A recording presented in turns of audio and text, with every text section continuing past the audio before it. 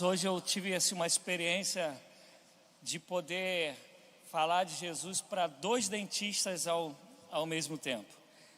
E dentro do que nós conversávamos no momento que eu os evangelizava, um deles falou até que vai vir nos visitar, espero que venha. O outro já não falou nada, mas eu comecei a contar para eles do que Jesus veio fazer. A gente, vocês já me ouviram, mas é só para recapitular, e porque a gente tem amado, me perdoe, esqueci teu nome, é Anderson, ia falar Washington, tá vendo? A gente está sempre preso a essa palavra, né, religião, e que por erro humano principalmente, a religião ela é repleta de normas, ela é repleta de regras. E quando Jesus vem, ele vai resumir tudo. Ele vai dizer: amará o Senhor, teu Deus, de todo teu coração, todo o teu entendimento, toda a tua força e toda a tua alma, e amará o teu próximo como a ti mesmo. Fazendo isso, diz ele, cumpriu-se aquilo que guiava todo o povo judeu. Ele vai falar, cumpriu-se as leis e os profetas. Então, se a gente for falar de norma, de regra, qual as 2 que Jesus criou? Amor. Amar o Pai acima de tudo e amar o próximo. Mas isso para a gente não basta, a gente tem que complicar o negócio. Aí a gente vai criando regras, normas, e Paulo tem um trabalho tremendo o tempo todo. Você vai ver que ele escrevendo aos Gálatas, ele escrevendo aos Filipenses, ele escrevendo aos Coríntios, sempre há uma preocupação de pessoas que estão amando mais regras e normas que eles mesmos criaram, ou então voltando às normas judaicas, para Paulo poder falar, não foi isso que Jesus veio fazer. Jesus veio nos ensinar como viver. E para aprendermos a saber como viver, temos que olhar para quem? Para Jesus. O modelo é Jesus. Como a gente vai aprender como tratar o próximo? Olhando como Jesus tratou. Como Jesus tratou a prostituta em Samaria. Ela era prostituta? Não, ela era uma mulher que não tinha uma vida legal, mas não era prostituta, ela apenas gostava de casar, né? Talvez Fábio Júnior aprendeu assim com ela, né? Ela gostava desse negócio de casar. Mas ele conversa com ela no horário que ninguém conversava, fazia algo que os rabinos não podiam fazer, que era conversar com uma mulher em público. Mas aí a gente vai ver também que tem a prostituta, que ele trata e trata por igual, como igual. Ele vai conversar com o cobrador de imposto, inclusive ele chama um deles para poder ser discípulo dele. Quem é o cobrador de imposto que se tornou discípulo? Mateus. Então a gente vai olhando como Jesus tratava. Tem a mulher adúltera, em próprio ato adulterando. A gente olha como Jesus a tratou. Então o nosso que Jesus veio fazer é, olha, há um modelo de vida que agrada o Pai. Há um modelo de vida que nos faz sermos cidadãos do reino dos céus. Há um padrão no caráter, na moral, que é dado pelo reino. E Jesus Cristo é esse que estereotipiza, ou melhor, achar a palavra mais fácil. Esse que coloca à vista para todo mundo como que a gente deve viver. E isso para a gente é muito difícil. Por quê? Porque seguir regras sempre é mais fácil. Eu conversava com esses 2 doutores, hoje eu falava para eles, olha, eu fui fuzileiro naval e fui policial militar. Mas eu nunca fui um militar de verdade, dentro dos aspectos militares. Que eu falei para eles, nunca fui preso, nunca fui punido, nem na PM, nem no naval. Mas eu só era militar de verdade lá dentro. Sempre levei a sério, sempre segui direitinho, mas eu saía do portão, não estava no meu sangue isso. E tem gente que já é militar antes de entrar. Antes de entrar já vibra, já está no sangue, o papo é só sobre isso, porque é uma diferença. Porque eu chegar lá dentro, aprender as regras, as normas e cumpri-la, é fácil, desde que eu queira obedecê-la. Até porque eu amava estar em casa, então não queria ficar preso nunca, eu gostava muito de ir para casa, mas não estava aqui dentro. Por isso que Jesus vai falar que o reino é de dentro para fora. Até aí tranquilo? Alguém quer falar alguma coisa? Tranquilo aí? Por que eu estou falando isso? Porque quem lembra da história, Jesus está saindo de Betsaida, que é ali da Galileia, e ele está indo para o norte, para Cesareia de Filipe. São 50 quilômetros andando, e muito provavelmente eles foram a pé, porque quando a gente vai ler a história, está sempre Jesus, os 12, e essa rapaziada não tinha cavalo, até porque ter cavalo naquela época não era para qualquer um. Então eles vão. Por que Jesus não sai da Galileia e vai para o lugar chamado Santo? Qual era o lugar santo? Vamos participar, Jerusalém. O que estava no Jerusalém? O templo. Por que Jesus não foi para lá? Porque Jesus pega o seu povo e vai andar 50 quilômetros de subida. Cesareia ficava no mínimo, fica ainda cerca de 2.200 metros para cima de altitude. Onde está o Monte Hermon. E Jesus vai para esse lugar. Indo para esse lugar, então preste atenção nisso, Jesus já não montou o seu quartel no lugar santo, chamado Santo. O quartel dele foi na Galileia, no meio do povão. Quando vão acontecer coisas que a gente vai falar mais para frente, que são grandes revelações, Jesus não está levando o pessoal para o lugar santo. Ele está levando o pessoal para um lugar que a gente vai conhecer um pouquinho sobre ele hoje. Mas antes de falar desse lugar, a gente vai falar dos zelotes. Quem eram os zelotes? A gente falou dos fariseus, saduceus, e nós terminamos nos essênios na última aula. E aí ficou faltando os zelotes. Zelote era um grupo que era como se fosse um grupo paramilitar. Era um pessoal que usava da força mesmo, usava de espada. E inclusive quando, abre aí por favor em Mateus 10:4, quem pode ler para a gente? Nésimo, por acaso a gente consegue um outro microfone, amado?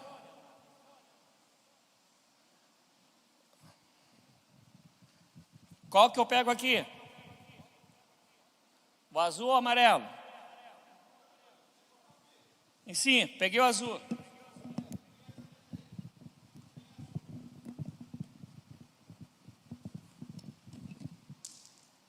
Tinha uma pilha dentro dele.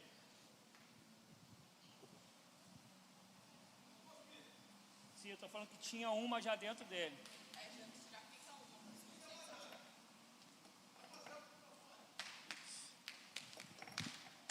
Veio para mim, amado. O que está escrito? Mateus 10:4.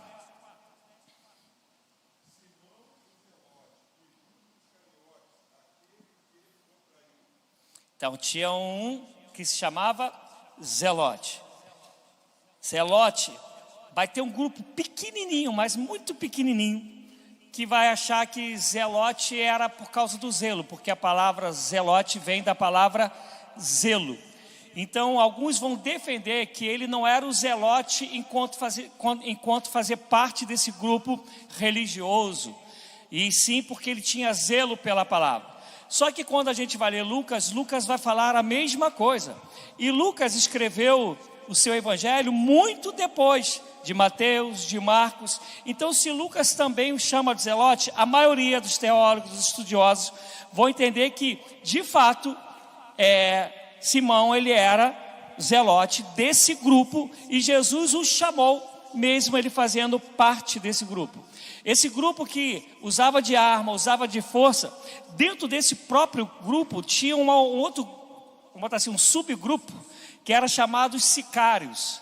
A maioria da gente sabe, né? Hoje inclusive é porque está sendo gravado, né? Mas tem um país aí onde tem muita gente saindo dele, e muita gente está chegando no Brasil, chegando no Peru, e com eles estão vindo os sicários. É esse pessoal que faz atentado, esse pessoal que toma as coisas à força. Então dentro dos próprios zelotes havia esse grupo também de sicários. Qual era a postura dos zelotes? Eles não aceitavam o Império Romano. Eles achavam que o Império Romano, se fosse aceito em paz, estariam negando a promessa de Deus, que era de ter aquela terra como terra do povo de Deus. Eles, além disso, eles eram revoltados com o paganismo, porque Roma, quando ela dominava o povo, ela deixava muitas das vezes os líderes daquele próprio povo continuar liderando alguns territórios, e aí ele fazia a sua política, como também deixava que os cultos que ali eram prestados a qualquer tipo de Deus, a qualquer religião, também se mantivesse, e com isso virou um paganismo. Então o pessoal zelote não aceitava isso. Então às vezes eles usavam, para vocês terem ideia, contra Flávio Joséfo, que não era cristão, mas era um historiador judeu, que eles chegavam a armar para matar sacerdotes que estavam se vendendo, e a gente falou sobre isso, né? Quem lembra aí, nas aulas a gente falou dos sacerdotes que se vendiam, para poder matá-los, porque não aceitavam que eles pudessem corromper-se com a lei, com o Império Romano. Só que o que eles fizeram? Eles entenderam tudo errado. Eles acharam que para se fazer a vontade de Deus tinha que ser com força, tinha que ser na brutalidade, tinha que ser, se preciso for, a espada. E Jesus vai falar que quem fere com a espada será ferido, pela espada morrerá. Isto é, Jesus vem fazer o contrário. Quando corta a orelha, quando Pedro corta a orelha de Malco, do soldado, que Jesus faz? Pega a orelha aí, coloca no lugar e fala: se eu quisesse, eu mandaria aí vir uma legião de anjos e resolveria tudo isso. Então, se você reparar, a postura de Jesus, ela vai contra os quatro, quer dizer, todos os grupos, mas principalmente esses quatro, que eram os quatro de maiores relevância.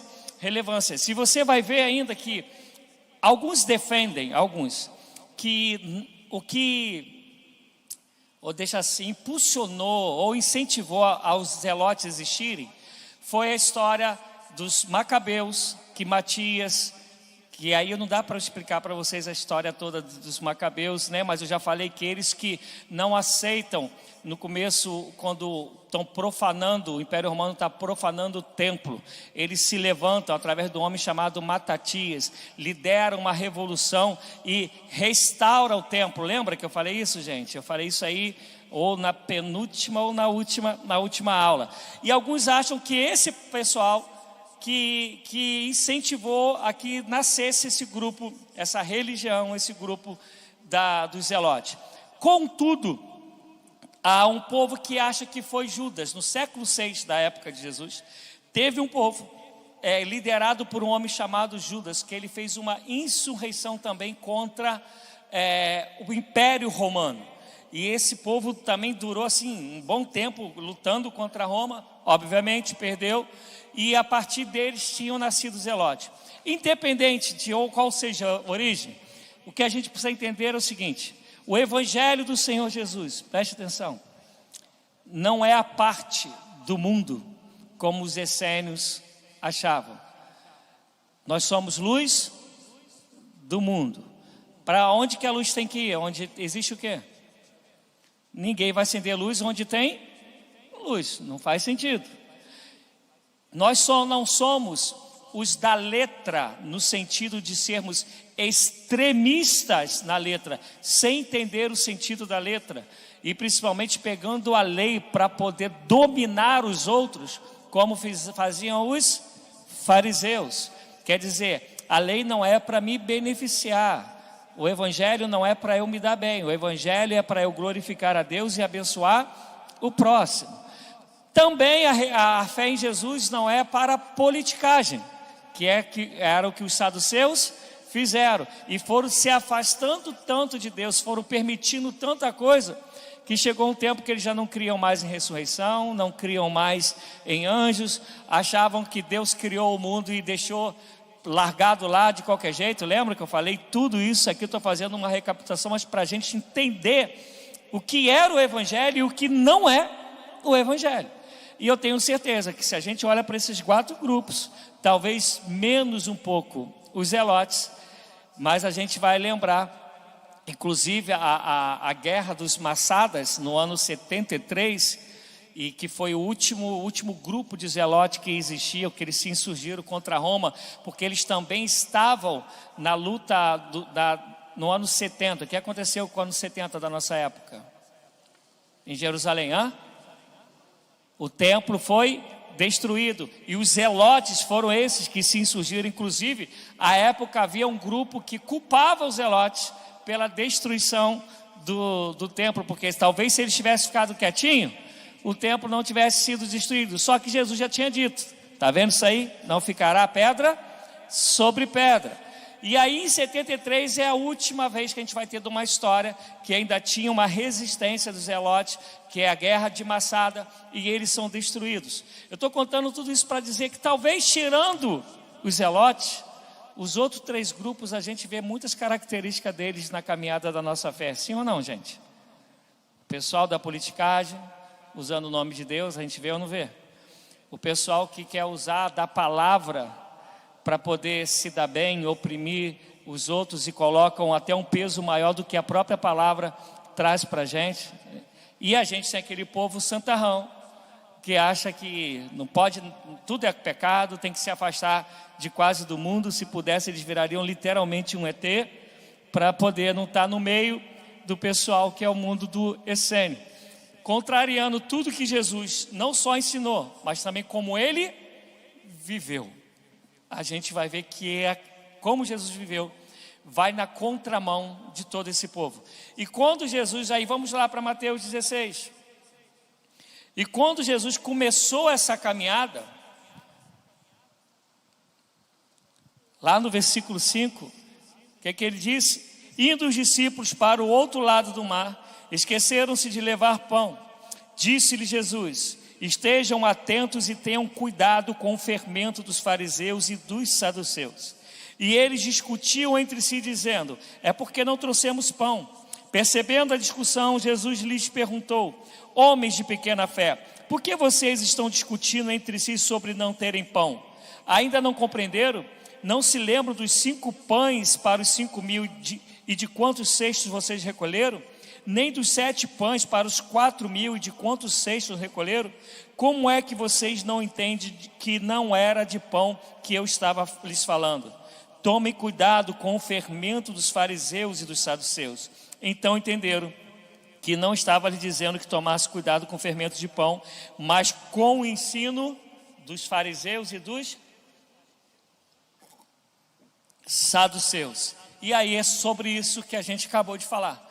A gente lembra que eu comentei isso, fermento ele está sempre do lado de dentro. A gente, claro que a gente na cozinha, né, a gente joga lá ele, mas quando amassa ele vai para dentro da massa. E é de dentro para fora que ele faz o quê?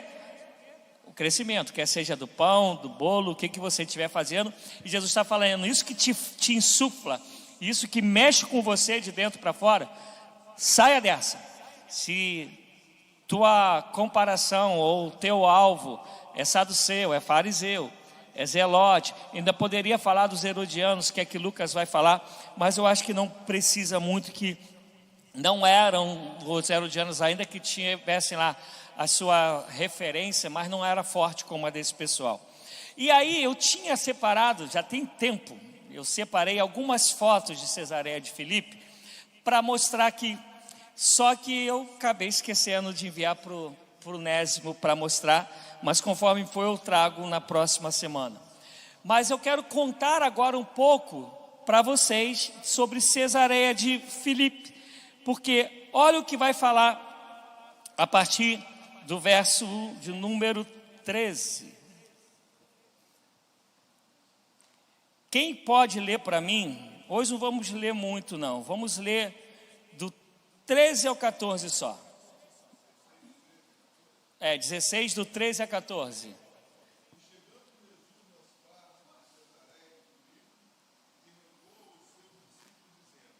Quem dizem os homens ser o filho do homem? E eles disseram, uns João Batista, outros Elias, e outros Jeremias ou um dos profetas. Então quer dizer, lembra? Ele saiu de Betsaida, da Galileia, está subindo, está indo para o norte, está indo aos pés do Monte Hermon. Do Monte Hermon, até hoje é assim, né? Derrete-se a geleira. Essa geleira, ela forma pelo menos 62 afluentes de água, de riacho, que vai formar um dos 3 rios que compõem o rio Jordão. Até hoje, se você for lá em Cesareia de Filipe, está lá Deus fazendo, porque isso não é obra do homem, é obra de Deus, fazendo o mesmo processo. E é de lá que, por isso que aí uma outra hora a gente vai lembrar do Salmo, né? Quão bom e quão suaves, como os irmãos, quando os irmãos vivem em união, é como o monte de Hermon. Mas isso é uma outra história, um dia a gente fala sobre esse Salmo. Mas é só para a gente entender que é para ali que Jesus está indo. E Cesareia de Filipe era um lugar que ninguém que fosse judeu raiz, que fosse, tivesse fé no Deus único, ninguém iria para Cesareia de Filipe. Primeiro eu quero contar como começa a história de Cesareia de Filipe. Cesareia de Filipe pertencia a Herodes Augusto. Ele vai e passa esse lugar, quando ele morre, vai para Augusto Filipe. E aí, para esse Augusto Filipe, ele poder homenagear César, e também para diferenciar da Cesareia Marítima, que é uma outra cidade, que é uma cidade bambambam, a grande metrópole da época, ele coloca a homenagem tanto ao César como a ele mesmo. Cesareia de César. Filipe, que é o nome dele. Então ele muda o nome da cidade para ele poder homenagear César, puxar a brasa para a sardinha dele, né? Mas também para homenagear a ele mesmo. Esse lugar, os arqueólogos defendem, tem historiadores que defendem que no ano 6º, que antes de Alexandre o Grande chegar lá para poder conquistar esse lugar, que depois de Alexandre o Grande vai ter o que eu falei, a guerra dos Macabeus, tem o pessoal da Síria. Ele vai dizer que os cananeus já sacrificavam a deuses pagãos nesse lugar. Por favor, gravem isso para vocês entenderem. Então, já tinha uma idolatria ali há muito tempo atrás, através dos cananeus. Quando Alexandre Grande chega, ele começa a levar também os cultos pagãos, que quem conhece um pouco da história dos gregos, eles têm deuses para tudo quanto que é tipo. Depois disso também tem a história dos otomanos, que também vão levar outros cultos pagãos para esse lugar.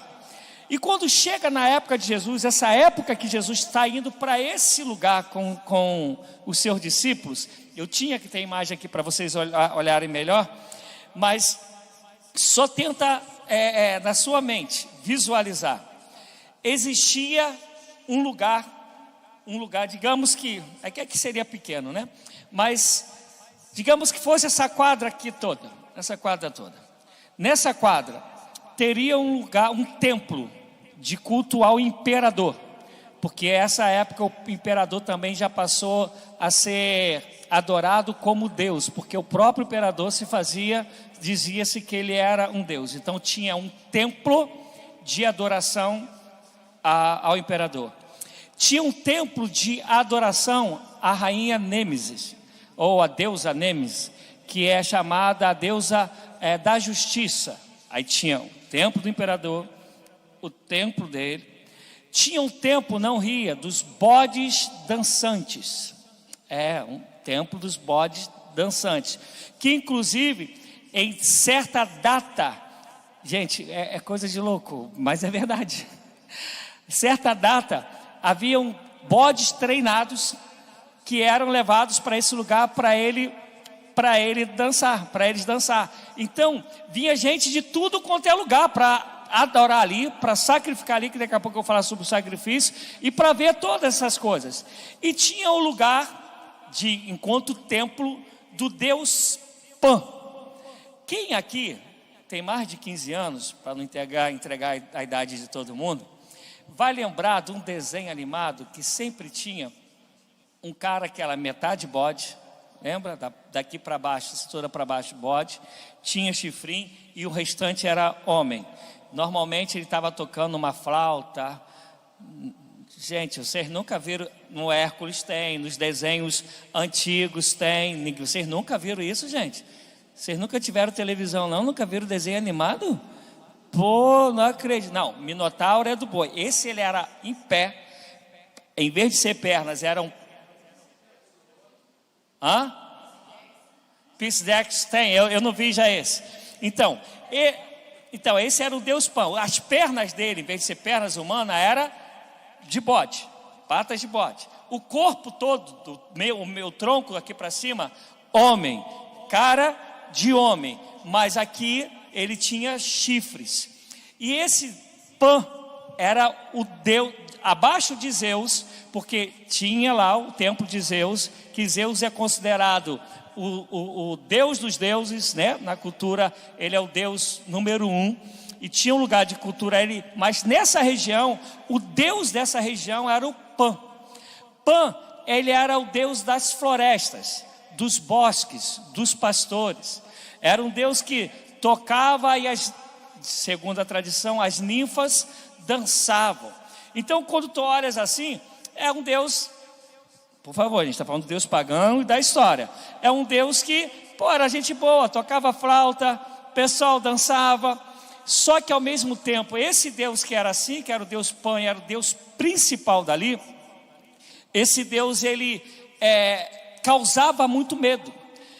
E como naquela época as pessoas tinham que caminhar muito por florestas, por bosques, e ele era o Deus desses lugares, as pessoas passavam lá e começavam a sentir um medo súbito, um medo repentino, um medo muito grande. Inclusive, por causa dele que nós temos a palavra pânico. A palavra pânico, ela existe por causa do Deus Pan. E a gente herdou isso. Então, quando a gente fala de pânico, o que é o pânico? É um medo súbito, repentino, que tu não sabes de onde veio, mas sabe que ele veio, ele está ali. E às vezes tu não consegue nem explicar. Então, quando isso acontecia, eles falavam que a culpa era do Deus, porque eles estavam passando normalmente à noite, nas florestas, no bosque. E tinha um lugar também que era o templo, que hoje, se você for lá, em Cesareia de Filipe, tem os restos de quase todos desses templos, e do plano está escrito lá, do sacerdote dele que escreveu, falando que aquilo era o templo do Deus Pan. Esse Deus Pan era o responsável também por ter o templo dos bodes dançantes, porque era também em homenagem e adoração a ele. E ali tem uma caverna enorme, que dessa caverna tinha muita água, só que com os terremotos que aconteceram com o passar do tempo, hoje a água ela só é subterrânea, ela só passa por baixo da terra, mas o buraco você ainda vê lá. Só que antes não, era caverna e a água ali. Esse lugar era chamado dos portais era chamado as portas do inferno. E a gente vai ler daqui a pouco, que ele vai falar que as portas do inferno não prevalecerão. E aí esse lugar era chamado as portas do inferno. E o que acontecia? As pessoas chegavam lá para sacrificar ao Deus Pan e para sacrificar também a Baal. Porque as portas do inferno, para eles, quem comandava ali era Baal. Então eles sacrificavam animais, quer sejam porcos, quer sejam bodes, e jogavam nessa água.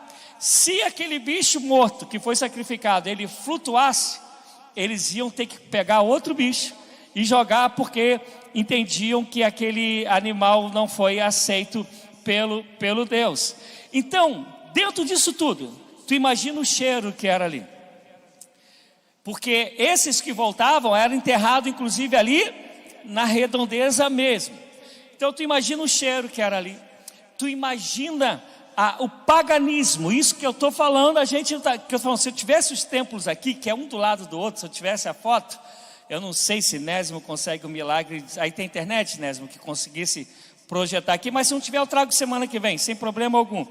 Então tu imaginas esse lugar cheio de idolatria. A época de Jesus era considerado o lugar mais pagão da época dele, não tinha nenhum lugar tão pagão como esse. E tu imagina Jesus indo com os discípulos dele para esse lugar. Uma pergunta, quero a resposta. Tinha Jerusalém, que era o lugar santo, pertinho em relação para onde Jesus foi, pertinho de onde Jesus estava, de Betsaida. Jesus caminha 50 quilômetros com esse pessoal. Caminhada de dias, porque eles estavam a pé. Jesus chega nesse lugar com os discípulos, que é o lugar que os judeus não passavam. Por que eles não passavam? Por que, gente? Era um lugar profano demais, idolatria para tudo quanto é lado e tudo quanto é gosto, pagão demais, e ainda com esse comércio de bodes e porcos por causa de Baal. O judeu se dá bem, entre aspas, né? Com porco? Não, o judeu não come carne de porco. E aí Jesus vai para esse lugar, onde inclusive tem as portas do inferno. E nesse lugar, você faria um culto ali? Faria um culto ali? Não. Agora que eu expliquei, é essa parte aí, mas vamos lá. No normal, se eu, pastor, tem um lugar parecido aqui, chego para a igreja e falo, ó, a gente vai para ali, para que esse lugar, vai sozinho, pastor desviou, pastor herético. Estou mentindo, gente? Não é assim? Mas a gente não fala que Jesus desviou. A gente não fala que Jesus era herético. Imagina a cabeça dos discípulos indo para esse lugar com Jesus. Eles só foram porque era Jesus. Se é qualquer outro, eles não iriam. E eu fico imaginando esses 50 quilômetros caminhando, e eles sabendo para onde eles estão indo. E eu fico pensando, Pedro, né, que era tranquilão, pô, o que está acontecendo com Jesus, rapaz? Ele errou o caminho? O que ele vai aprontar agora? Imagina o pessoal lá, João, que no começo era o filho do trovão, falando, olha, se alguém vier de graça com a gente lá, não sei o que vai acontecer nesse negócio. Esse negócio não, lembra que João falou que desça fogo dos céus e qualquer que a gente ore, Senhor, para descer fogo no céu e consumir essa rapaziada. Aí depois ele vira o discípulo do amor, mas antes ele era João trovão. Agora imagina essa caminhada até lá. Imagina se a gente faz isso. E aí eu vou abrir um parênteses rapidinho. Quando que o templo foi destruído? Anos 70 da nossa época. Foi construído algum outro tipo de templo? Até hoje, não. Inclusive, onde é o templo, é qual o templo que está lá hoje? De muçulmanos, de Maomé. E você vai ver que os discípulos, eles eram judeus ou não? Não eram? Todos eles judeus. Jesus, inclusive, era judeu. Eles, no começo, a conversão se dá para quem?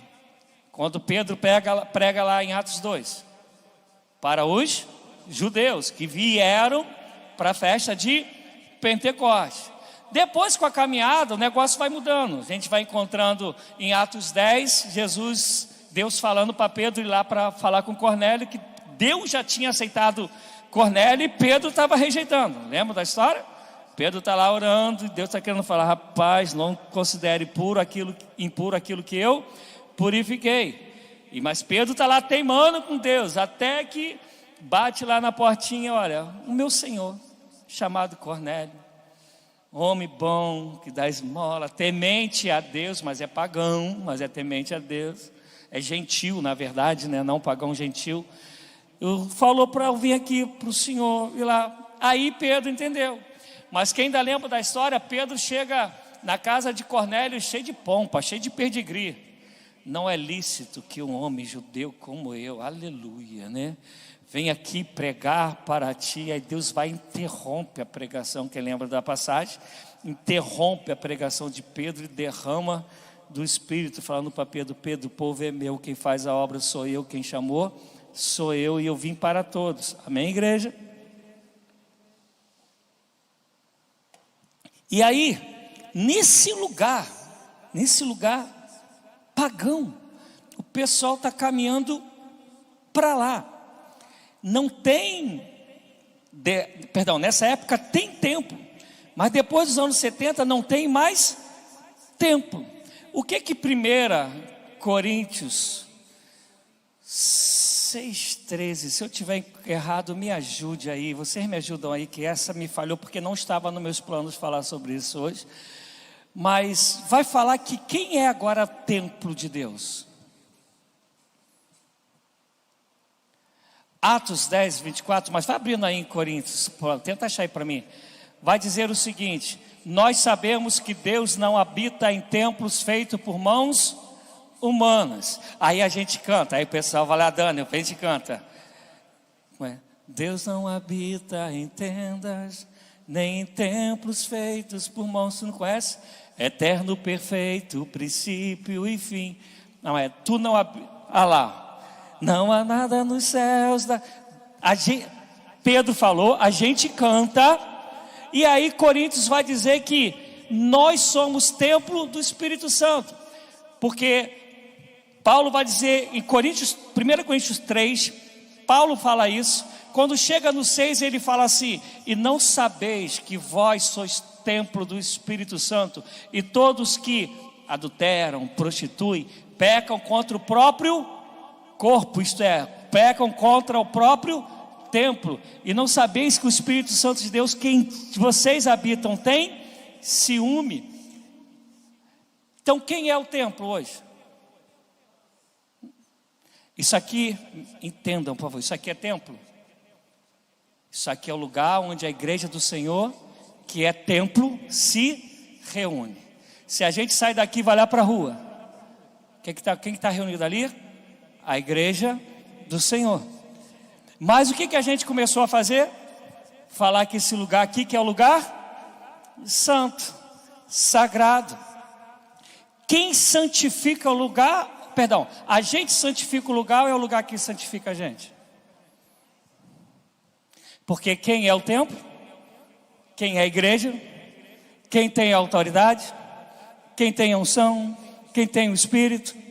Somos nós. Já no Velho Testamento, o Senhor já tinha dito o seguinte: onde colocares a planta dos pés. Está falando isso para quem? Para o povo dele. Isso já no Velho Testamento. E a gente chega no Novo, Deus vai falar: olha, lá para a mulher samaritana, qual é o papo que tem? O que a mulher samaritana fala sobre templo com Jesus? Quem lembra? João 4.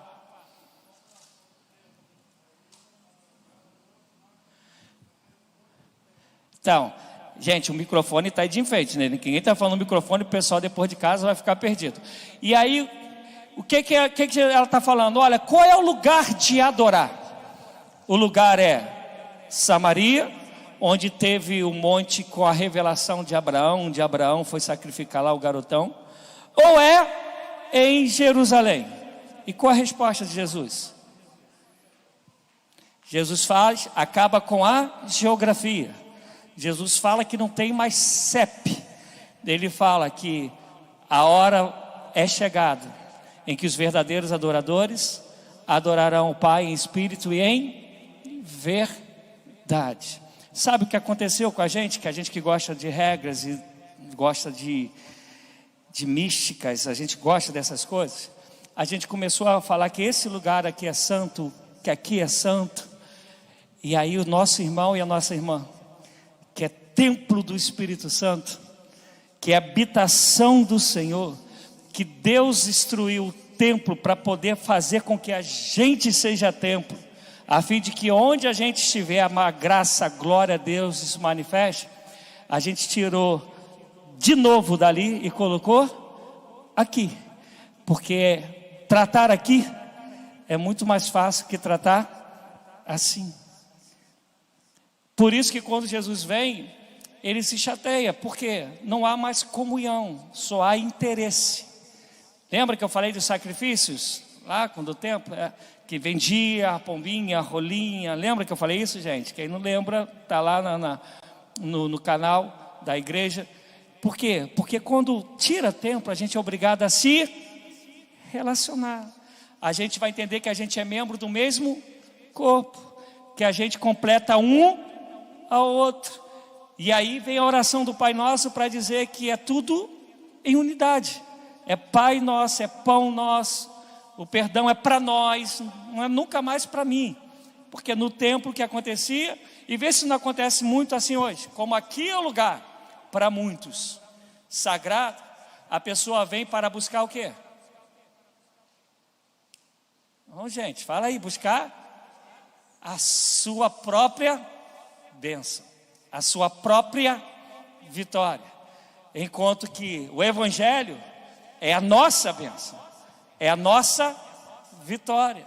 E é onde vai dizer, orai-vos uns pelos outros.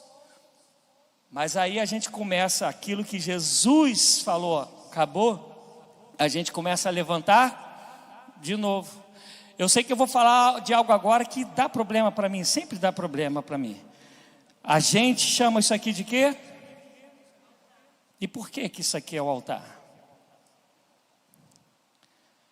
Pega o novo, fala.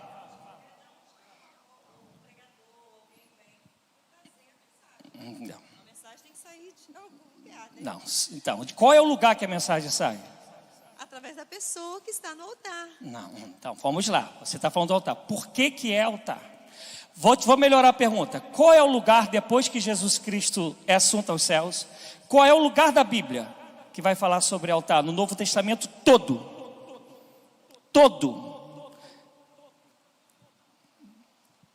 Vai, gente, me mostra aí uma passagem. Bem, para eu falar que isso aqui eu tenho que ter uma base bíblica, amém? Se eu digo que aqui eu estou pedindo então, me mostre uma base bíblica. Uma. Não estou pedindo mais de uma. Pega lá de Pentecoste, Atos 2, em diante, e me mostra uma. E qual o nome que se chamaria então? É o lugar, é só um lugar. Isso aqui eu posso chamar de púlpito. Por que é púlpito? É uma peça, é o nome daquilo ali. É onde eu vou debruçar algo para dar um estudo, para poder orar, o que for. Altar no Antigo Testamento era lugar de quê? Não era lugar de pregar, era lugar de sacrifício. Para que se sacrificava? Pagar pecado. Tá bom. Olha só, como já vocês estão respondendo as coisas que estão sendo diferentes do que a gente olha para cá. E aí os cordeiros, a gente falou sobre isso domingo. Os cordeiros sacrificados, as pombinhas, as rolinhas no altar, era suficiente para poder apagar os pecados, perdoar os pecados? Era, gente. A gente leu isso domingo. Jesus foi feito, Hebreus, foi feito sumo sacerdote e foi feito cordeiro. Ele é o único que podia, como puro, oferecer o sacrifício. E ele foi o sacrifício, o Cordeiro de Deus imaculado, para que nunca mais seja necessário oferecer sacrifício. Ele, o sumo sacerdote, fez da gente de quê? Sacerdote. Gente, eu preguei isso domingo. Falei sobre isso domingo. Hebreus está falando isso de ponta a ponta. Jesus veio, o Cordeiro sacrificado, para perdão dos pecados, para que nunca mais seja preciso oferecer sacrifício. Presta atenção. Antes era um ou outro na herança. Gente, eu falei tudo isso domingo, mas vamos repetir. Um ou outro na herança familiar, que era sacerdote. Em Cristo Jesus, quem é sacerdote? Nós. Todos nós. Porque o caminho foi aberto, o véu rasgou-se. Todos nós podemos chegar direto ao Pai.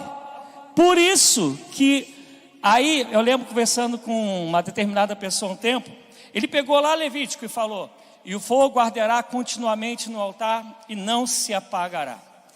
E aí existe um negócio, que aí eu vou ter que dar duas, gente, nada disso estava eu planejado para falar hoje. E aí eu vou ter que dar duas explicações para a gente entender. Primeira coisa é um negócio chamado linguagem Vício de linguagem não é palavra. Daqui a pouco eu vou achar a palavra que a fala que se classifica. Daqui a pouco eu vou achar. Por enquanto minha mente fugiu. O que é isso? É como se fosse uma linguagem figurada. Vou melhorar. Quando a gente fala assim, quem aqui pegou essa época? Está chovendo canivete. Alguém já viu chover canivete? Eu nunca vi. É que aqui vocês falam pocano, né? Mas no Rio fala assim, poxa, hoje o sol está dando uma moca em cada um, né, carioca? O que é moca? É cascudo. Sol dá cascudo em alguém? Não. É uma figura linguística que não é esse nome que eu quero usar.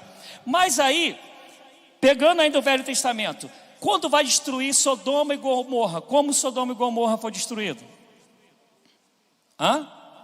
Aí, ó, desliga o microfone que não está servindo para nada, quem está em casa está perdido, vai ficar sem ouvir nada.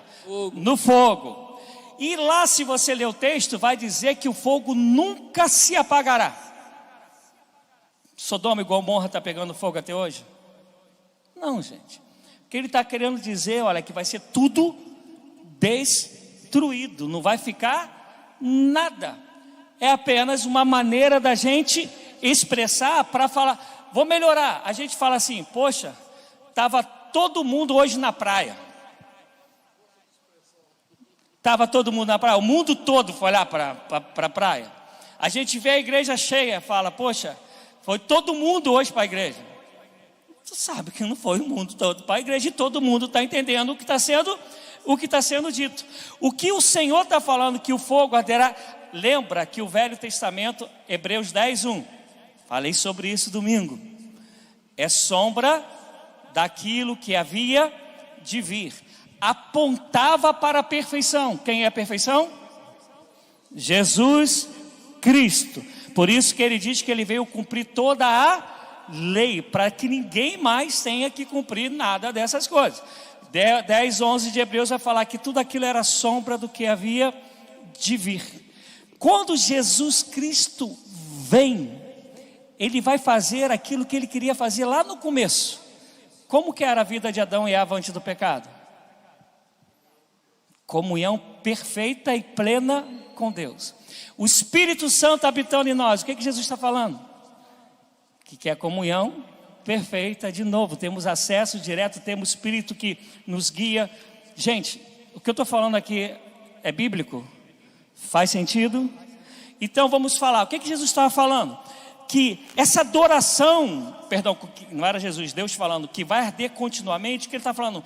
Que essa adoração a Deus, essa presença de Deus em nós, nunca pode apagar. Só que ele está falando isso dentro da cultura da época. Qual era a cultura da época? Tinha um altar e ali tinha um fogo que tinha que ficar sempre sendo aceso. Acabou, destruiu o templo, acabou sacerdote como era, acabou levítico, levitas, sim ou não, gente? Não acabou? Alguém aqui é levita?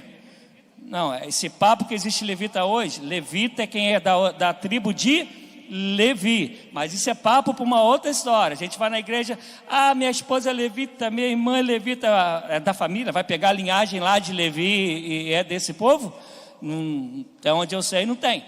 Talvez lá em Israel, tu futucando lá para cá, vai achar alguém, mas não dentro daquilo que eles faziam quando tinha o templo, até porque não existe mais templo. Lembra que eu falei, por que acabaram os saduceus?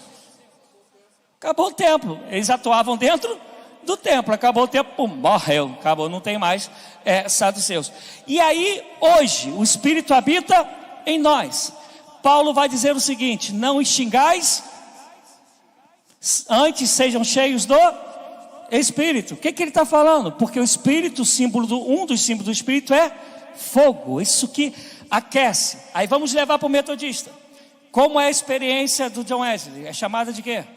Que a gente comemora agora dia 24 de maio. Coração aquecido. Porque ele sentiu fogo do Espírito dentro dele. Eu sei o que eu estou falando. É complicado, mas vamos lá. No raciocínio do Velho e Antigo Testamento, o que eu falei agora tem sentido? Será que todo mundo errou Paulo, Pedro e o pessoal que foi se convertendo no caminho, que nunca mais construíram o templo, em momento nenhum falaram sobre altar. E quando falaram sobre templo, foi falar para que nós somos o templo. Será que essa rapaziada toda errou? Ou será que eles andaram com Jesus e entenderam tudo que Jesus ensinou? Gente, me responda, é isso tudo. Fala aí, gente. Pastor, eu não concordo. Pastor, me explica isso. É estudo, não é para a gente sair daqui com dúvida, com caraminhola na cabeça. Essa é a hora da gente entender. Porque você vai ver, inclusive, que os discípulos, eles viviam como? Andando. Eram chamados atos do povo do caminho. Que cada hora deu mole para pregar, era ali, era praça, era sinagoga, era lugar de faculdade. Deu uma brecha, eles se alojavam ali, a ponto de chegar em Atos, chegaram e dizer: olha, esses que têm tumultuado o mundo chegaram aqui. Que eles entenderam que toda a terra é habitação de Deus. Toda a terra está cheia da glória de Deus. Nós somos o povo de Deus, que foi chamado para transportar, para fazer conhecer a glória dele em tudo quanto que é lugar. Então não é no lugar, é em tudo quanto que é lugar. Porque voltando aqui, se isso for altar, primeiro tem que ser lugar de sacrifício. Se não for lugar de sacrifício, não pode então ser altar. Quem conhece aí as outras denominações que tem altar, o que é que eles fazem lá?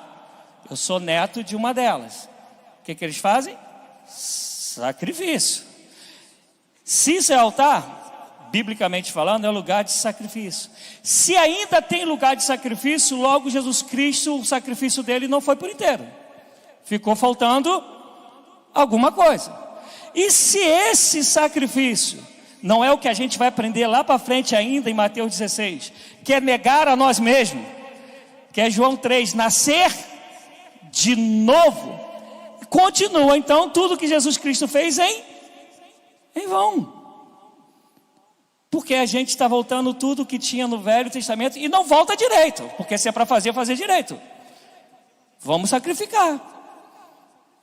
Mas aí a Bíblia fala que nós somos o templo. Nós somos o altar. Vou dar um exemplo. Eu estou lá em cima agora. O que mudou de eu estar lá e estar aqui? A única coisa é que eu tentei ficar mais perto de vocês e vocês estão sentados tudo aí atrás, né? Todo mundo tem medo de sentar nesse banco aqui, né? A única coisa que mudou é que eu vim para perto e vocês foram para longe, né? Daqui a pouco estão lá na rua. E olha que eu tomei banho, passei perfume, fiz tudo isso que marca, cara.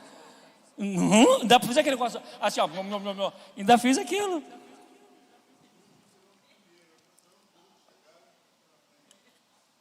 Então deve ser para outro estudo, né? Que os últimos ainda não chegaram. Mas vamos, gente, por favor, em nome de Jesus. Eu sei. Eu conversava com esses médicos hoje e falava para ele, eu falei: amigo, eu vou falar algumas coisas no estudo que eu sei que é complicado, porque eu fui falar para eles: olha, eu só creio em Jesus. Que um era católico, praticante, o outro não é nada. E eu falei para eles: eu não consigo crer em outra coisa que não seja Jesus. Meu modelo é Jesus. Meu exemplo é Jesus. O que vale é o que Jesus ensinou e como ele viveu. Se não é cristocêntrico, amigo, é coisa do homem, no mínimo falando. Como eu falei no começo, se sou eu que levo vocês para Cesareia de Filipe, vocês vão? Vão, gente? Eles sabiam tudo, não é? Eles não passavam ali, pô, não iam. Vocês iriam? Tinha um lugar que o nome do lugar é as portas do inferno, mano. Tinha o Deus Pan que dava medo em todo mundo, o cara do pânico. E não é pânico da programa de televisão, não, é pânico de medo mesmo. Tinha um culto ao imperador que tinha dominado o povo de Deus, que era visto como Deus. E a gente está falando do povo que crê num único Deus. Tinha o Deus da Nemes, deusa da vingança. Uns falam vingança, outros falam justiça, outros falam que ela era reverenciada das duas maneiras. Nêmesis tinha o culto dos bodes dançantes. Pô, fala, tu ia para um lugar desse, se eu chamo? Igreja, amanhã, 9 horas da manhã. Quero todo mundo aqui para ir para Cesareia de Filipe. Pô, a internet ia me arrebentar todo.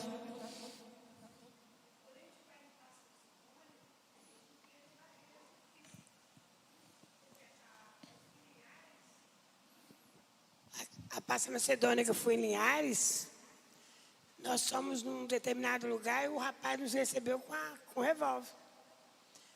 Entendeu? Aí aquele pastor que faleceu, lá de Vitória, ele falou assim, não precisa ficar nervoso. Nós estamos aqui em nome de Deus. Aí ele falou assim, minha mãe é crente, então vocês podem entrar. Mas ele falou assim, o que vocês querem aqui com a arma na mão? Então, quando a gente vai para um lugar desconhecido, pode sim frequentar lugares piores que Jesus foi. Porque hoje, naquela época eu não sei como é que era a violência, se era no soco ou se era na arma, eu não sei, ou era na faca. Mas a arma é rapidinho e mata alguém. Por isso que é a luz do mundo e sal da terra. Por isso que que ele vai dizer, aquele que amar mais a sua própria vida do que a mim, não é digno de mim. Por quê? Porque, preste atenção, aqui dentro a gente corre perigo. Aqui dentro, aqui a gente corre perigo. É só se cair um avião, um doidão quiser, mas numa normalidade, a gente, aqui é um lugar tranquilão. Mas se Jesus fala sobre o risco de perder a vida, ele está falando sobre quem está do lado de dentro. Ele está falando sobre quem vai para o lado de fora. Porque o chamado é ir para o lado de fora. Amados, quero fazer a gente entender. Congregar é totalmente bíblico. Hebreus 10, 24. Não deixai-vos de congregar, como é costume de muitos. Principalmente quando você vê que está se aproximando o grande dia. Ele está falando, não deixe de congregar. Tu vai o salmista, que não tinha essa ideia de congregar como a gente, ele vai dizer, alegrei-me quando me disseram, vamos à casa do Senhor. E não era essa tranquilidade, era ir lá no templo, ficava a maioria lá no pátio, que não podia, não tinha acesso lá dentro. E não era essa molecinha, mas congregar, tanto é que eles se reuniam todos os dias, que no começo, até hoje, né? Eu vou falar disso aí quando a gente tiver o concílio, né? Eu creio muito na igreja que se reúne nas casas. Particularmente, eu não creio nas regras que foram criadas para isso acontecer. Essas normas todas, enfim... Deixa isso aí para estar sendo gravado, para a gente falar no dia do concílio. Agora, casa aberta para receber as pessoas, para falar de Jesus, a começar pelo culto da família. Amado, isso é totalmente bíblico. Então, congregar é bíblico. Ninguém é igreja sozinho, nunca. Não tem como ter comunhão se não tiver com o hábito de congregar. O que eu estou falando que quem é igreja é a gente. Quem faz com que a graça de Deus, por sua igreja estar presente, se manifeste, que a glória se manifeste, é a gente. Vamos lá, alguém aqui crê que teve presença de Deus que a gente fez lá no sábado, na feira? É, amado, experiência recente. Gente, eu não peço para falar o microfone por mim não, é porque está sendo gravado, tem pessoas que vão assistir depois. Mas exemplo, teve uma que me ligou hoje, que teve um problema de saúde da família, falou, pastor, não vou poder ir depois, ou à noite quando eu chegar, ou amanhã eu vou ver. Então, você está falando da manifestação da presença de Deus, né? Que a gente esteve lá. Quando a gente vai visitar alguém, há pouco tempo mesmo eu fui lá no hospital onde a Cláudia estava. Tinha 3, né? Eu, a mãe dela e ela. E você sente muito grande a presença de Deus. Quando a gente vai no hospital visitar pessoas que, às vezes até no particular, tem pessoas lá que a gente sente assim, é como se Deus falasse para a gente, ó, Esse daqui, talvez a única visita que recebeu hoje foi você. E a gente, naquele momento de oração, você sente que você... É como se você estivesse na igreja, é a mesma sensação. Como se você estivesse na igreja, não, como se você estivesse junto com seus irmãos em oração. É a igreja reunida. E eu também penso assim, eu não penso diferente. Então, mas aí... A questão do altar, né, que a gente fala, trata o nosso altar aqui da igreja, ele foi construído com esse nome, né, para um altar. E eu creio que é para reunir pessoas, que se a gente não estiver aqui, é apenas uma construção. Se a igreja sair daqui, botar um restaurante, não vai fazer diferença nenhuma. Vai ser um restaurante. Você fala isso, mas eu tenho um tempo de caminhada que eu sei que não é assim que o pessoal pensa. O pessoal pensa que se orar é diferente. Eu já cheguei à igreja que você não podia mudar os móveis do lugar. Você não podia mudar, porque aliás, não, ali o lugar dali, como é aqui, é igualzinho. Se cair tiver uma infiltração ali, o que a gente vai ter que fazer? Quebrar. Por quê? Porque é um lugar. Por que que na visita, por que qualquer outra coisa, há essa presença de Deus? Porque Deus habita em nós. Somos nós que levamos a glória de Deus. Somos nós que carregamos a presença de Deus. Somos nós, não é um lugar. Há um tempo atrás que a gente fazia, né, em momento de retiro lá em Piúma, por exemplo, era uma varanda, só uma varanda. Aí teve um momento que a pessoa falou assim, será que vai acontecer algo, né? E aconteceu muitas coisas, teve vidas, né, pessoas se rendendo, e o culto acontecia normalmente. Pelo menos eu penso assim. Então, agora, o respeito que eu tenho, assim, em relação à igreja, né, a construção, é o zelo que a pessoa tem para... Por quê? Porque ali vai ser usado para trazer uma palavra. Mas é algo... Então, mas essa palavra que ela é levada lá, eu estou levando aqui. Sim, então, mas na hora que você estiver lá vai estar bem cuidado. Isso daí, na hora que você estiver aqui vai estar bem cuidado. Esse que tem que ser o raciocínio. Por quê? Que quem santifica o lugar é a igreja, nós, é a gente. Porque lá mesmo na varanda, naquela desorganização, ela participou lá do retiro, né? Também foi um dos últimos. Lá na varanda, mesmo naquela desorganização, todo mundo pulando, gritando, mas na hora do culto, a gente limpava tudo, organizava, botava a mesa ali na frente, colocava a Bíblia, colocava amado, obrigado. uma água, né, para alguém. Então, ali levantava, né, um zelo, local. Então, Jonas, zelo é o que a gente tem que ter com tudo que glorifica a Deus. Tudo, por isso que é comida, bebida, roupa que a gente veste, que a gente compra, tudo tem que glorificar a Deus. É o que Paulo falou, quer comamos, quer bebamos, quer fazemos qualquer outra coisa, façamos tudo para a glória de Deus. É tudo, tudo.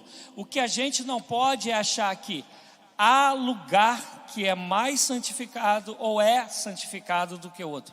Nós somos quem Deus santificou. Nós somos quem Deus purificou. Nós somos, com essa loucura que eu falei domingo, que eu não entendo, onde Deus quis habitar, e eu não vou entender isso nunca, mas eu louvo a Deus que isso é verdade. Eu faço parte da terceira idade, então eu tenho que falar do meu modo de pensar. Eu sou dessa época, então muito difícil mudar a cabeça da gente. Altar para mim é sagrado, o pastor está lá na frente é sagrado. Eu acredito que, por exemplo, a Joana deu o exemplo da casa dela. O melhor retiro da minha época foi na casa da Joana. Não foi no templo. Mas por quê? Porque lá tinha pessoas conscientes, tinha uma liderança que sabia o que estava fazendo e tudo fez em prol que deu tudo certo. Agora, a gente sabe também que muitas vezes a gente tem movimento na igreja que nada dá certo. Porque, Deus habita no coração de todo mundo. Habita não. Habita não. Habita sem autorizar a habitar. Deus quer habitar, mas se você está nem aí para Deus, não habita não. É óbvio, a gente está falando daqueles que são de Cristo. Aí, por isso que eu estou falando, não é que a gente está assim, elevando a Joana, elevando o pastor, não é isso. Mas tem liderança. Se fosse assim, eu não sei falar corretamente, porque eu escrevo na internet, mas eu leio muito antes. A sombra, né? A sombra do Pedro, né? Que curava. Então, peraí, tem gente. Tem gente que não é gente. Tem gente que tem experiência com Deus e tem gente que não tem experiência com Deus. Está na liderança, mas não tem nem experiência. Sabe nem quem é Deus. E agora que o Senhor está botando isso na minha cabeça, isso está pirando na minha cabeça. Porque a gente tem que fazer o que Jesus fazia. Eu nunca fiz o que Jesus fazia. Então, eu vamos falei lá. com o João, eu nunca fiz nada que Jesus fazia. Então vamos lá. Eu amo Deus, respeito Ele, sei que Ele me fez, que eu tenho que ser fiel a Ele, mas eu não faço o que Jesus fazia, não. E não consigo fazer, isso está me deixando Consegue, claro que consegue. Você é temente a Deus, você ama a Deus. Vamos por parte, que a tua fala teve muita coisa. Então vamos por parte. Uma coisa é eu dizer assim: eu quero que seja assim, eu não quero mudar. Outra coisa é o que a Bíblia diz. Por isso que conhecereis a verdade, e a verdade vos libertará. E isso que eu estou falando para vocês hoje, eu não fui ensinado assim. Eu não fui, meus primeiros 5, talvez 6 anos da igreja, não foi isso que me ensinaram. O que me fez, vamos botar assim, ir descobrindo eu ser questionador. Eu sou muito questionador, muito. E eu acho que isso não vai mudar, porque é graças a Deus a isso que eu descubro o que é verdade ou não. Então, um exemplo, eu sou neto, já falei isso aqui, neto, né? Ela é falecida de uma mãe de santo, entre aspas. Então eu via muita coisa que minha avó fazia, que não em termos de matar o bicho, mas muita coisa era muito parecida. Eu falei, por quê? Aí eu ia olhar os católicos, via outras, eu falei, então o que eu fiz? Eu quero saber que trem é esse daí. E não comecei, para a glória de Deus, eu sei que isso é graça de Deus, eu não comecei na metade, eu fui lá na raiz. Comecei a ver a partir de Jesus. Depois eu fui estudando o que os apóstolos deixaram escritos. Fui estudando o que os livros apócrifos, que quase nenhum da gente lê, porque a gente não crê que eles inspirados, mas eles contam histórias reais da época, o que eles diziam, os pais da igreja, e vim caminhando e comecei a falar, por que isso entrou aqui depois de 1800 anos de igreja? Isso nunca teve lá atrás. E aí ia nas passagens bíblicas para saber se aquilo tinha uma razão de ser ou não tinha razão de ser. Então uma coisa é isso, é o que eu acho, outra coisa é o que a Bíblia diz. E outra coisa a gente acha que Deus usou alguém como Pedro. Gente, Pedro era muito vacilão. Ele era vacilão enquanto Cristo. Depois tu vai ler Gálatas, Paulo censura Pedro, porque ele pregava uma coisa, exigia do pessoal um comportamento, e ele se comportava de outra maneira. E vai falar que Paulo censurou a Pedro na cara fácil. Isso que eu amava Paulo, não tinha negócio de ir por trás, não é? É homem de Deus e é homem, papa assim, reto.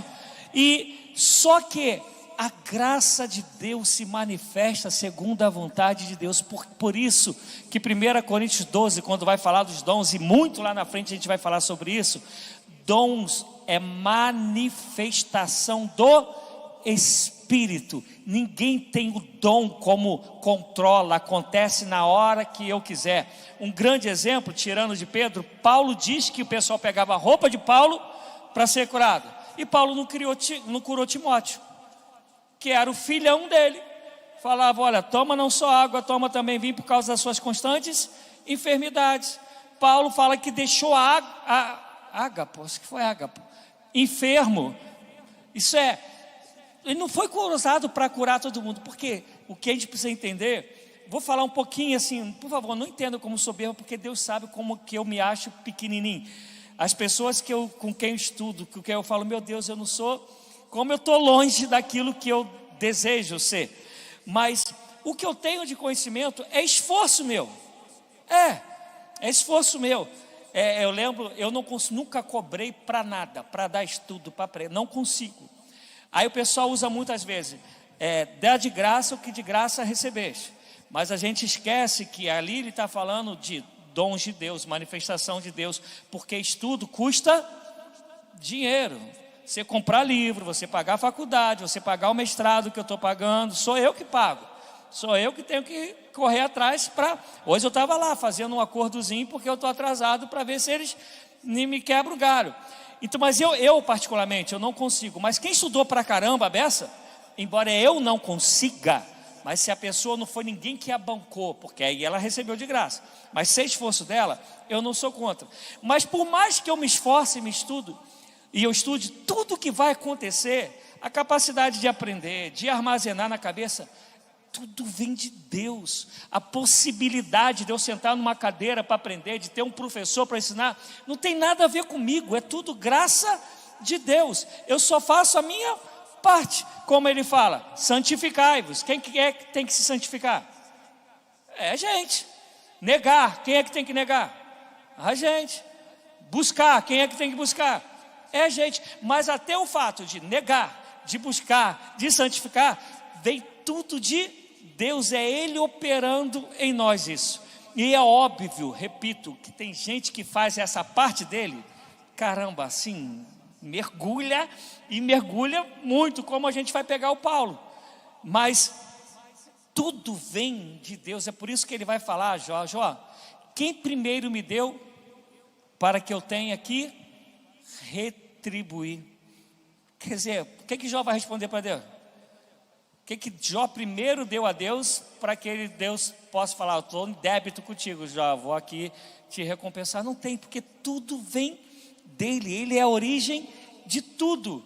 Então se a gente faz qualquer coisa, tem qualquer dom, por isso que eu fico muito mal com pessoas vaidosas, soberbas, arrogantes.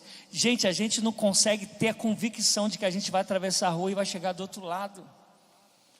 Eu conheci um rapaz, um senhor já, ele foi o cardiologista, levou o exame, isso é sério, isso tem uns 4 anos, porque foi antes de eu vir para aqui, para o Espírito Santo. Levou o exame no cardiologista, o cardiologista olhou tudo ok, não vou falar o nome dele porque não tem autorização da família, tudo bem que o senhor está tranquilo. Ele desceu o elevador, passou pela porta, quando ele estava chegando a 2, 3 passos do carro, ele infartou e morreu. Ele tinha saído da onde? Do cardiologista, com os exames, e o cara falando, está tudo jóia, porque a gente não tem controle de nada, tudo vem do Senhor, tudo. E quando a gente se envaidece, quando a gente fica soberbo, prepotente, arrogante, a gente está longe pra caramba de entender quem é Deus. Essa é uma coisa. A segunda coisa, eu sei, Marluce, que não é fácil. Eu sei que não é. Não é porque aquilo que eu falei no começo, Paulo teve essa mesma dor de cabeça. A gente sempre prefere tanto regras como místicas. Por quê? Primeiro, lembra que eu te falei da cultura no começo da aula? Na primeira aula, a gente tem uma herança cultural de místicas. Indígena, africana, e por aí vai. Para onde você entra no lugar, tem um crucifixo, e a pessoa às vezes não tem nada a ver com Jesus, mas não, vou botar o crucifixo ali, tem a Bíblia aberta, onde? Salmo 23 ou 91, cheio de poeira, tem a aranha, já sabe tudo de cor, e a pessoa mesmo que tem a Bíblia não sabe nada. Aí tem lá o incenso, que é para isso. A gente é assim, por natureza. Cara, eu vejo o cara vai entrar no campo, ele vai com o pé direito, dá 3 kicks com o pé direito, 6 bases, e vai. E no final está perguntando, tu crê em quê? Se bobear o cara fala assim, eu não creio em nada, mas ele acha que aquele negócio vai ser legal para ele. A gente é assim. E aí vem Jesus e simplifica tudo. Simplificou tudo. Amará o Senhor teu Deus, amará o teu próximo. Todo lugar é lugar de adoração, desde que seja em espírito e em verdade. Olha, agora não tem mais nada a ver com é meu, é seu. Agora é tudo nosso. Se não for nosso, não é a igreja do Senhor. Agora, onde você estiver, a minha glória, se você deixar, ela vai resplandecer através da tua vida, porque você não te deixei só, eu enviei o Espírito para habitar em você. Simplificou tudo, mas a gente não gosta do negócio simples, cara. Quem aqui já foi pedreiro? Ninguém? Ajudante de pedreiro? Ninguém? Pô, só tem gente chique. Mas você já viu que tem pedreiro que entende mais do que engenheiro? Sim ou não? Porque o cara lá da engenharia, o cara vai falar, olha, porque aqui é raiz quadrada, respeitando o cara estudou para isso. O vértice daqui que pega a hipotenusa do cateto, o cara vai explicar, vai dar isso aqui. O pedreiro olhou e falou, bota 5 balde disso, 10 carrinhos daquilo ali, pega lá o vergalhão e tal, e acabou. depois tu vai ver lá, o negócio está duro igual uma rocha, não sai de jeito nenhum.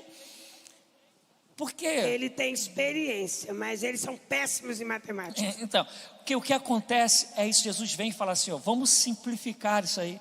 Por isso que viver o evangelho é relacionamento, é experiência do dia a dia. Do contrário, amado, a gente vai afastar as pessoas e vai amar as coisas. A gente vai desfazer das pessoas e consagrar lugares. Enquanto Jesus está olhando, caramba, eu morri pelo Adonias. Eu fiz dele meu filho e coloquei nele o tempo, fiz dele o templo do Espírito. Olha como estão tratando o Adonias. Olha como meus filhos, se são de fato, tratam um ao outro. E o último, para a gente voltar aqui, porque eu quero terminar quando Jesus pergunta, a gente vai ver que ai, me deu um branco. Ih, Jesus, idade não é mole não, né? Falou sobre... Daqui a pouco eu lembro qual foi a última da tua fala. Lembrei da fala. Quando você fala que na casa da Joana, né, foi fantástico. Por que que Jesus falou para a mulher samaritana? Eu quero é coração. Se o coração é meu, eu vou me manifestar. Olha que Davi não tinha ouvido nada disso. Davi é do Velho Testamento. É o segundo rei, da onde vai vir a linhagem que vai vir Jesus. O que ele falou? Um coração quebrantado e contrito não desprezarás, ó Deus. Tu vê que Davi, e olha que Davi era o cara que falava pampa sobre templo. Mas tu vê, ele está falando de templo, ele está falando do quê? Daqui, ó. Porque já era um homem segundo o coração de Deus. Deus sempre veio dando sinais do que ele queria realizar. Porque quando ele cria Adão e Eva, ele não cria templo, gente. Ele cria relacionamento. Não é bom que a mulher esteja só. Falei uma disjuntora, uma companheira, na verdade a Bíblia fala assim, uma salvadora, que é a palavra Ezer. A mulher veio para salvar o homem. Salvar porque o homem estava em solidão. Não conseguia macaco para ser companheiro dele. O elefante não estava nem aí para ele. Chegou lá o crocodilo e falou, pô, não dá, gente, não tem compatibilidade de gênero. Deus falou, então, peraí, não é bom que o homem viva só. Vou fazer uma companheira, uma socorrista, uma ajudadora. Porque sempre foi o propósito de Deus isso. Agora pensa, não seria muito mais fácil se a gente entendesse isso e vivesse assim? Sim ou não, gente? Só não é mais fácil porque a gente tem dificuldade não sabe, manos? Não, mas vamos na teoria, ver se não é mais fácil. Pô, quando a gente lê Atos 2:42, gente, a gente tinha que ficar embasbacado. Fala que eles se reuniam todos os dias, os caras não cansavam um do outro, não cansavam de orar, não cansavam da comunhão, não cansavam da oração, não cansavam do partir do pão, era todos os dias. E vai dizendo que por causa disso, Deus acrescentava aqueles que iam ser salvos. O próprio Deus falava, olha, quer pegar um povo bom, um povo que é a minha cara? Deus falava, ó, vai na casa tal, rapaziada está reunida lá, e lá tu vai encontrar Cristo. O cara chegava, meu Deus, que lugar é esse? E se convertia, e fala que a igreja ia crescendo. Por quê? Porque chegavam lá, era isso. Mas vamos aqui para eu terminar essa parte. Versículo 14. Ele pergunta, quem os outros dizem que o filho do homem é? Eles responderam, alguns dizem que é João Batista. Outros dizem que és Elias. E ainda outros, Jeremias ou um dos profetas. A gente vai terminar nessa parte aqui. Deus permitindo, semana que vem a gente vai continuar. Quando eles olham, Jesus primeiro pergunta. A gente vai passar uns 5 minutinhos só, tá, gente? Jesus pergunta, o que os outros dizem? Ele quer saber primeiro a opinião das outras pessoas. Porque mais para frente, que é o que a gente vai falar semana que vem, depois ele quer saber a opinião dos próprios discípulos. E aí eles vão dizer, olha, essa rapaziada de fora, que não está aqui junto com a gente, diz que o senhor pode ser João Batista. e tinha 6 meses que João Batista tinha acabado de morrer. E aí o pessoal, então aprendam isso, o pessoal da reencarnação vai dizer que esse versículo mostra que a reencarnação ela é real. E aí eles dão um tiro no pé, porque na fé desse pessoal, você morre e nasce outra coisa, outra pessoa, outro trem lá. Mas quando a gente vai ver, Jesus ali já está velhinho, já está com mais de seus 30 anos, 30 para cima. João e Jesus tinham 6 meses só de diferença de idade. Então não dá para eles alegarem isso, porque eles estão dando o próprio tiro no pé dentro daquilo que é a crença deles. Mas eles estão falando algo bom de Jesus. Olha, você é um você é João Batista, é desses que a gente olha e vê Deus em você. Mas olha, tem muita gente que fala que o senhor também é Jeremias, porque o senhor não está nem aí para pregar a verdade. Doa a quem doer. O senhor prega mesmo com autoridade e não quer saber. O senhor repreende, o senhor exorta. Então tem gente que fala que o senhor é Jeremias. E aí outros vão dizer, olha, Elias. Por que Elias? Porque o senhor tem autoridade, o senhor faz maravilhas e milagres. Porque Jeremias, quem lembra, não fez nenhum tipo desses milagres que a gente fala. Mas o senhor faz milagres, o senhor faz maravilhas. Então tem gente que diz que o senhor é Elias. E aí eles terminam falando, dois profetas. Olha para a lista de profetas, só pode ser qualquer um deles. Então o que eles estão falando de Jesus é ruim? Não, é algo bom. Mas o que eles estão falando de Jesus é verdade? Sobre quem é Jesus? Não. Então eu quero terminar hoje com isso. Semana que vem a gente vai continuar. Por favor. O que eu vou falar aqui, eu vou falar com carinho, com zelo, mas é para a gente pensar. A gente, quando eu digo a gente, por favor, não estou falando da Igreja Metodista Bispo César, estou falando de maneira geral, os crentes. A gente cria Jesuses.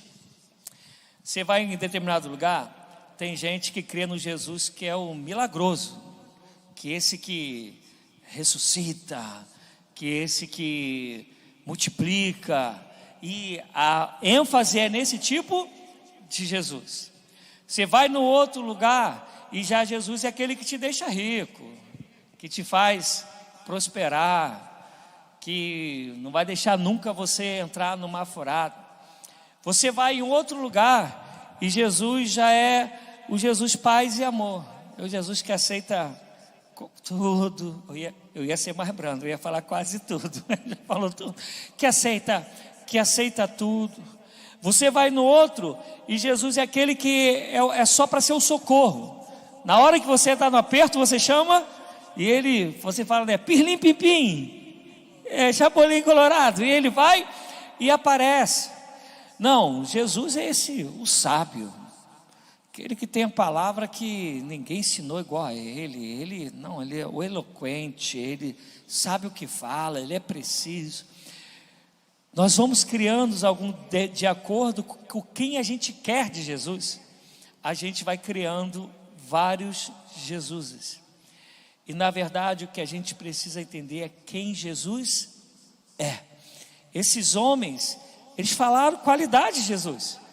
Quando ele fala de Jeremias, como eu dei aqui o exemplo, Elias, tudo isso está em Jesus. Mas Jesus não é o Elias, só o jeito do Elias. Não é só o jeito de Jeremias.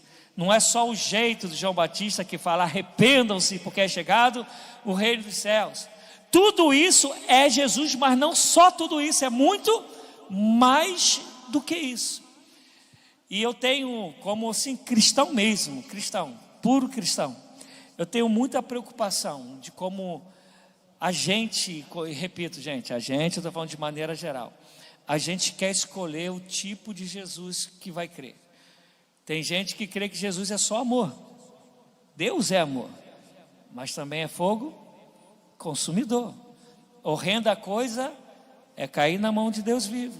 Deus é justo juiz, é esse que vai julgar segundo as suas próprias leis, segundo os seus próprios mandamentos. Mas tem gente que acha que Jesus é só amor.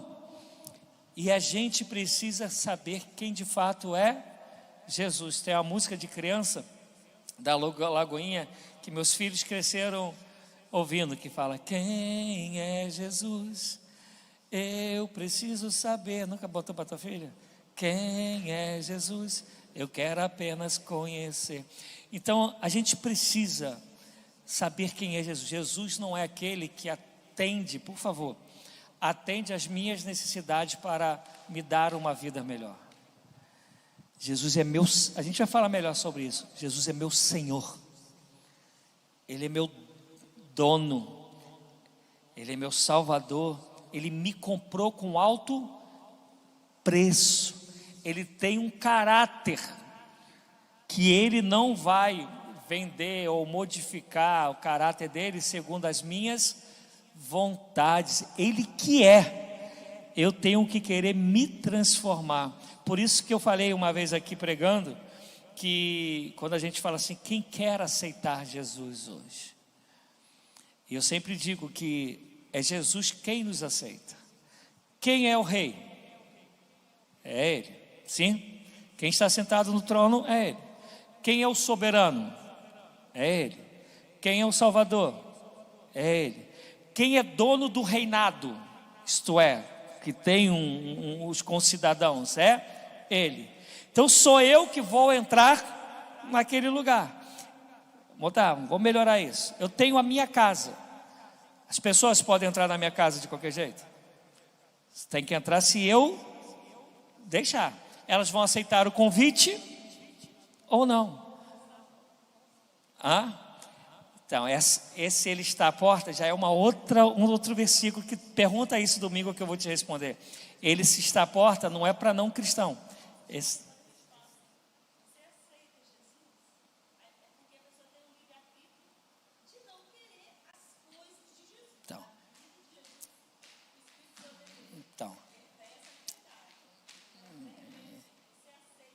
Então, você aceita o reinado de Jesus? Aí sim, aí show.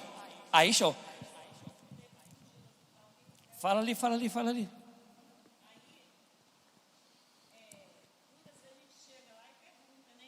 vezes a gente pergunta, porque isso a gente deve fazer. Porque às vezes a pessoa que está ali não tem Jesus ainda. E para Jesus operar, às vezes, ou para acontecer algo, de repente ele precisa permitir que Jesus faça.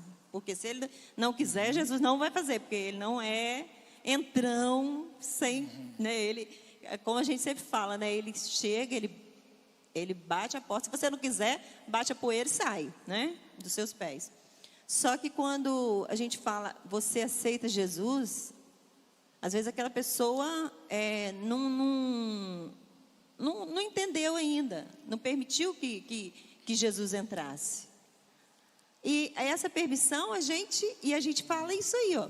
Você aceita Ele como Senhor e Salvador da sua vida? Aí viu que teve um complemento. Aí às vezes a gente fala, porque como Salvador, todo mundo quer. Todo mundo quer Jesus para te salvar. Mas Senhor é aquele que vai te dar ordem. É aquele que vai dizer. Então, Joana, o você que você vai fazer. Corroborou comigo. Quando eu falo esse aceitar Jesus, eu tenho que falar quem Ele é. Sim. Senhor, soberano, é aquele que te comprou com alto preço. Você vai caminhar segundo os mandamentos dele, os ensinamentos deles. Por quê? Lembra que eu falei aqui que existe um montão de tipo de Jesusinho? Né? Então, quando eu falo, você quer aceitar Jesus, é como se a pessoa tivesse já na cabeça um tipo de Jesus. E aí eu falei, ela pode estar escolhendo só o Jesus de amor. Ela pode estar escolhendo só o Jesus que vai fazer o milagre que ela veio pedir. Ele faz tudo isso. Mas ela tem que saber que Ele é Senhor. Sim. Que Ele vai querer uma vida de santidade. Que ela vai ter que andar em obediência a Ele. E se isso não ficar claro para a pessoa, ela está aceitando um Jesus, que ela, talvez a gente não seja o Jesus bíblico. E lembrando assim, Deus já me aceitou. Ele não aceitou o meu pecado. Ele não aceitou o que eu tenho. Às vezes Ele não vai aceitar o que eu fizer que não agrada a Ele. Mas eu, pessoa, Ele me amou primeiro. Sim, Joana, mas assim, tu está indo por uma outra linha. Preste atenção. Jesus morreu por todos. Sim. Então, mas todos que vierem a Ele têm que de fato saber quem Ele é. Sim, mas eu estou falando no sentido de: Jesus, o Senhor me aceita? Ele vai olhar para mim e vai falar: desse jeito não. Ele pode dizer isso, né? Desse jeito não. Então, mas lembra que a gente está falando, preste atenção, a gente está falando do momento que as pessoas chamam de apelo. No momento de apelo, se eu não deixar claro quem Jesus é, que a Ele pessoa não é pode se só... enganar. É isso que eu estou querendo te dizer, porque o pacote ele é completo. Ele não pode ser uma parte que só agrada a pessoa aquilo que ela já tem na cabeça como concepção de um Jesus que ela ouviu falar ou que ela deseja para a vida dela. Ela tem, para você ter ideia, até o iluminismo, até a Idade Média, melhor dizendo, para você ser batizado, você tinha que ter a convicção de que Jesus vai ser o teu Senhor. É óbvio que a gente vai pegar em Atos, vai ver Filipe pregando lá e logo em seguida a pessoa, o eunuco, ele foi batizado. Mas se tu lembra a história, o eunuco já vinha lendo a Bíblia, já só queria entender de fato quem era aquilo. Mas quando a pessoa ela não tem conhecimento, tem que saber, olha só, você vai realmente viver em santidade, vai viver para a glória de Deus. Você vai entender que Jesus, quando te perdoa os pecados, você agora é propriedade exclusiva dele. Se a pessoa aceita de fato isso, aceita, então aí eu quero esse Jesus. Mas se isso não fica claro, um exemplo, digamos que eu preguei só sobre amor. Eu, Rogério, pastor pregando, só preguei sobre amor, não preguei sobre nenhuma das outras coisas. E chego para você, Jonas, você aceita Jesus? Qual o Jesus que está na tua cabeça? Só o do amor. Sim, é o Jesus de amor. Por isso, nem todas as mensagens, talvez não vai ter como fazer o apelo, né? Talvez isso por que eu tô isso nem querendo. todas as mensagens. Porque vai ter a mensagem que é justamente para isso, para fazer o apelo. Por isso que o que eu creio é o Espírito quem convence o homem do pecado, da justiça e do juízo. Quando você vê Pedro pregando em Atos, qual é a pregação de Pedro? Ele começa dizendo o que está acontecendo, é o que estava prometido. Esse é o Jesus que foi isso. No final o pessoal pergunta, então o que a gente faz para ser salvo? Aí Pedro fala, arrependam-se dos seus pecados. Você vê que o pacote foi entregue completo. E você reparar, são as pessoas que estão clamando, o que a gente faz para ser salvo? Elas que estão falando, porque a palavra entrou, o Espírito convenceu, e elas falam, então agora eu quero ser salvo, eu não quero ser condenado, eu não quero ir para o inferno. O que eu faço? O Pedro fala, arrependam e sejam batizados. Mas vamos orar para terminar, gente, são 9h10, senão a gente vai ficar aqui até 10 horas da noite, esse treino vai acabar. Vamos ficar aqui no debate. Vamos ficar de pé, vamos orar. Então semana que vem a gente vai partir do 15, se Deus permitir. Onde se eu lembrar eu vou trazer uma imagem, ou vocês mesmos. Entra na internet, bota lá Cesareia de Filipe na época de Jesus, ou a época de Jesus. Vocês vão ver lá os templos, as pessoas indo lá. Mas lembra disso, principalmente das portas do inferno, porque a gente, no decorrer do texto, a gente vai estar falando sobre isso. Amém? Senhor, eu quero te agradecer, Pai, por esse povo que quer crescer na graça, no conhecimento e na sabedoria. Eu quero te agradecer, Senhor Deus, pela liberdade que temos da Tua Palavra, de esquadrinharmos a Tua Palavra e sermos esquadrinhados por ela. Eu quero te agradecer por essas portas abertas onde nos reunimos como Tua igreja, para glorificar o Teu nome, para poder, Senhor, nos aproximarmos mais e mais de Ti e sermos, Senhor, aperfeiçoados por Ti para pregar a Tua Palavra. Eu peço, Senhor, que o Teu Espírito Santo, que é esse que abre o nosso entendimento, quem nos convence, quem nos direciona, possa, Senhor Deus, ministrar com clareza aos nossos corações tudo aquilo que porventura tenha ficado como dúvida. Senhor, é o Senhor quem esclarece, é o Senhor que traz a revelação. Então clamamos a Ti, Senhor, usa de misericórdia e compaixão para conosco. Abra o nosso entendimento e crave a Tua palavra na tábua dos nossos corações. Leva-nos em segurança, em paz, e dá-nos uma noite de descanso, em nome de Jesus. Amém. Amados, obrigado. Domingo, amanhã, tem um cafezinho lá atrás. Amanhã de manhã, às 7 horas, nós temos culto aqui, oração às 7 horas da manhã. E depois tem o atendimento, né, com os profissionais de psicanalista, psicólogos, terapia da família.